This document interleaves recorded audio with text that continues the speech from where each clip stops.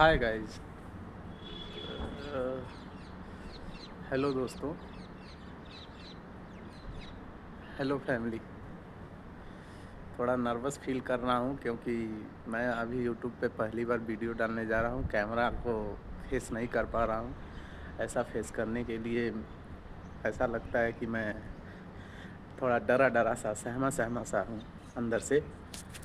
Blogging करने का मेरे अंदर थोड़ा सा वो क्या बोलते हैं, हौसला बढ़ा है सभी लोगों को देखकर कि मैं भी कुछ ब्लॉग कर बनाऊँ, आप लोगों के बीच में अपना कुछ लेकर आऊँ ऐसा।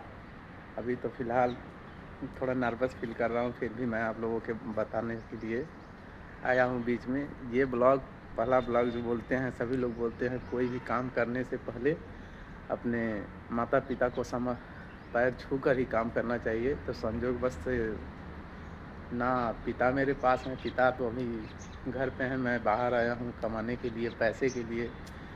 और दुर्भाग्यवश मेरी माँ मेरी इस दुनिया में अभी है नहीं। 5 महीने पहले उनका देहांत हो गया था, लीवर सिरोसिस हो गया था उनको, कैंसर।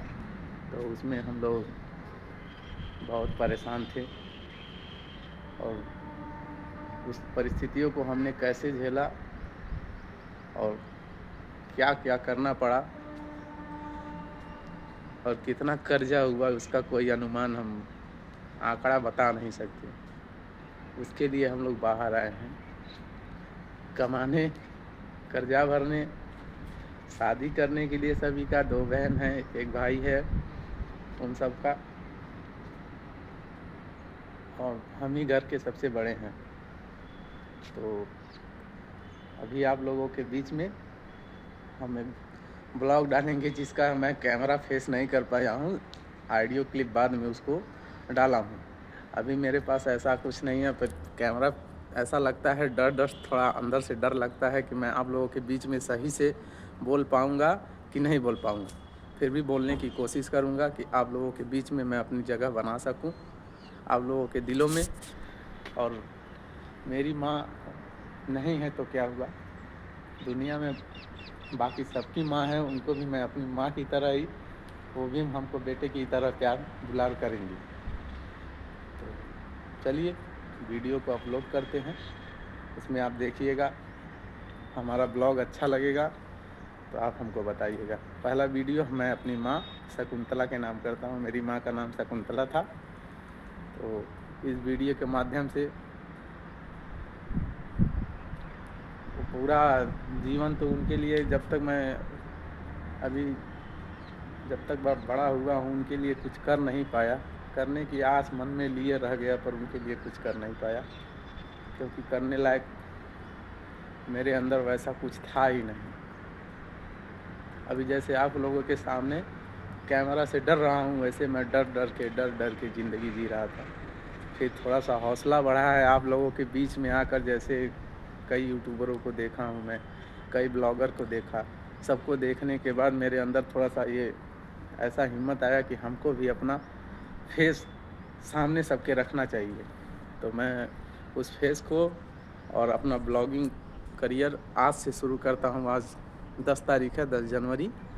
तो आज ये मेरा पहला वीडियो अपलोड होगा। इसके पहले भी मैंने वीडियो अपलोड किया था, पर वो मस्ती मजाक में था, तो उसको मस्ती मजाक में वैसे कभी शूट कर देता था, डाल देता था। उसमें भी मैं कैमरा को फेस नहीं कर पाता था अच्छे से, और उसमें फेस करने के लिए मेरे पास ऐसा कुछ था ही नहीं।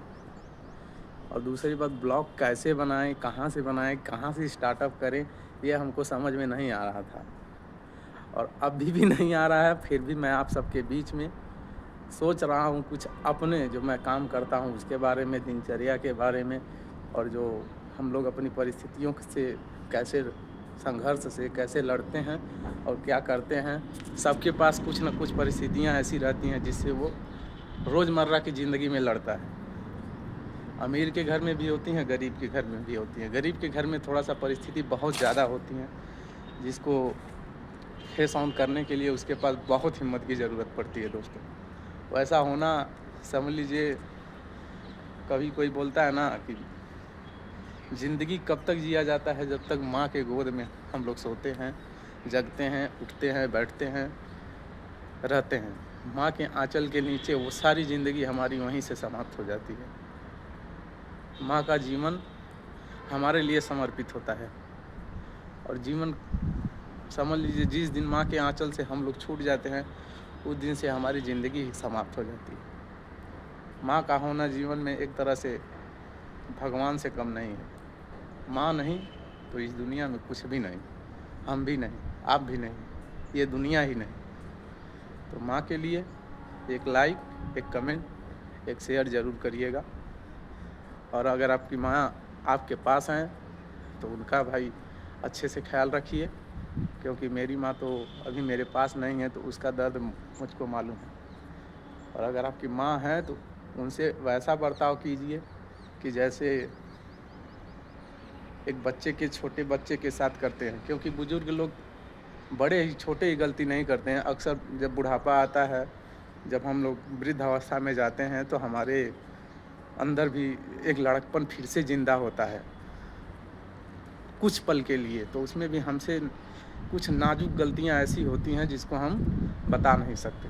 तो इसमें भी माँ बाप को हम लोग लगते हैं डांटने, बोलने या कुछ करने के लिए। तो वो ऐसा अपने आप में ही अंदर से ये रखिए कि हम जो बोल रहे हैं, जिससे मेरा अस्तित्व है, उनको हम बोल रहे हैं।